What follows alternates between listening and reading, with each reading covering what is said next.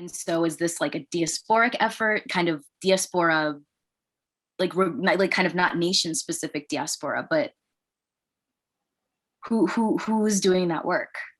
Or whose work is that to do, I guess, is my question. Yeah, I mean, I definitely see what you're saying with this.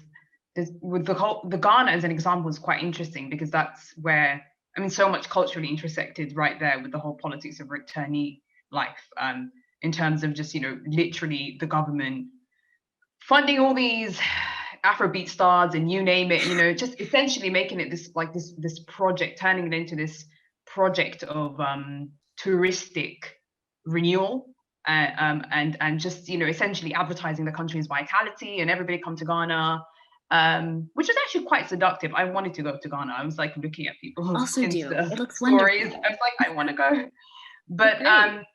but that's something I've actually been like really ambivalent about, and I think the ambivalence does crop up in my own work, because I'm somebody that always wanted to sort of go to Africa and live in a particular African country, or just literally just have that kind of life. And I mean, I was always very much aware of how difficult it would be to ethically be in relation to people who do not hold my passport, who do not, and I obviously detest the discourse of privilege checking, but at the same time, it's just, there is this element of having to understand yourself as somebody who is so far removed from people who stayed, from people who had to stay.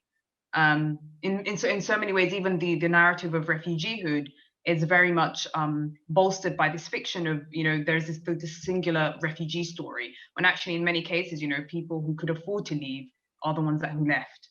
And the people who really couldn't afford to had to stay. So I think that deep ambivalence is actually complicates, I think, my relationship with not just I think Africa as a place or an imaginative space, but also just in terms of like poetics that arises or erupts from a place of diaspora, from a place of exile, from a place of African poets who write about and on these subjects. In many ways, at one point I was like consuming a lot of that literature, because I felt like it was I felt like I was trying to learn a different way to be an African outside of Africa.